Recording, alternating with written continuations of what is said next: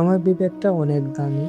মানুষ অনেক কিছু হারিয়ে আবার গড়ে তোলে, কিন্তু বিবেক হারালে আর ফিরে পাওয়া যায় না।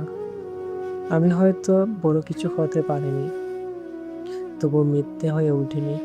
কোনো অন্যায়ের পাশে দাঁড়াতে পারিনি বলে অনেক সময় একা থেকেছি, তবুও নিজের চোখে নিজেকে অপমান করিনি। এই পৃথিবীতে আজকাল সত্য বলা মানুষ কমে যাচ্ছে, তবুও আমি সত্যের পথেই হাঁটতে চেয়েছি। কারণ দিন শেষে আমি যাকে সবচেয়ে বেশি ভয় পাই সে হলো আমার বিবেক। আমি ভুল করেছি, শিখেছি, নিজেকে শুধরেছি, কিন্তু নিজের আত্মাকে কখনো বিক্রি করিনি। মানুষ হয়তো আমার সম্পর্কে অনেক কিছু বলবে, তবুও আমি জানি আমি কে। আমার বিবেক আমার কাছে অনেক দামি, কারণ বাকিরা চলে যেতে পারে, কিন্তু আমার বিবেক রয়ে যাবে আজীবন।